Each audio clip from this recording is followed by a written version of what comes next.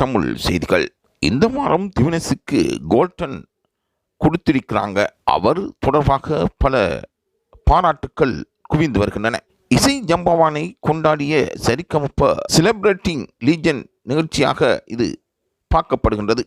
இந்த நிகழ்ச்சியில் பழைய பாடல்களை பாடுவதில் ஆர்வம் காட்டிய திவினஸ் அவர் தனக்கென்று ஒரு பாணியை அமைத்து அதனூடாக நகர்வுகளை சரியாக நகர்த்தி வருவதாகவும் கூறப்படுகின்றது.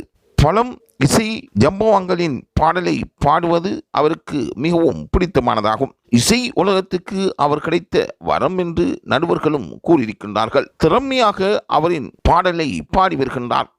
எந்த பாடலை எடுத்தாலும் அவர் அதற்கென்று துணிந்து நின்று மேடையை அலங்கரித்து பார்க்கின்றார்.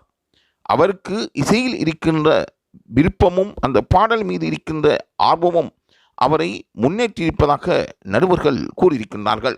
பல இசை உலகத்தின் பெருமிதமாக பார்க்கப்பட்ட டிஎம்எஸ், எம்எஸ்பி, கண்ணதாசன் போன்றவர்களின் பாடலையும் இசை உலகத்தில் கடந்த காலத்தில் தனக்கென்று ஒரு இடத்தை அமைத்து கொண்ட எஸ்பி பாலசுப்ரமணியன் அவர்களின் பாடலையும் திவினஸ் பாடி வருகின்றார். அவர் பாடுகின்ற பாடல்கள் விசித்திரமான கட்டமைப்பை கொண்டிருப்பதாகவும் நடுவர்கள் கூறுகின்றார்கள். தெரிவு செய்யப்பட்ட அனைத்து பாடல்களும் பெரும் பெரும் பாடகர்களின் பாடலாகவே இருக்கின்றது. சிறுவனாக இருந்து கொண்டு இதற்கு எவ்வாறு இவர் ஈடு கொடுக்கின்றார் என்பதுவே பலரின் கேள்விக்குறியாகும். இசை ஜம்பவான்கள் பிரபல்யம் பெற்றவர்கள், மற்றவர்களின் மனங்களை கொள்ளை அடைத்த இசைத்துறையில் இன்றும் மனதளவில் தனது பாடல்களின் ஊடாக ஆளுகின்றவர்கள். அப்படிப்பட்டவர்களின் பாடலை இந்த திவினஸ் பாடி வருகின்றார். ஆகவே இந்த செலிப்ரேட்டிங் லீஜன் ரவுண்டில் திவினஸ் கோல்டன் பெர்ஃபார்மன்ஸ் பெற்றிருக்கிறார் என்பதுவே இங்கு பெருமையாக பார்க்கப்படுகின்றது.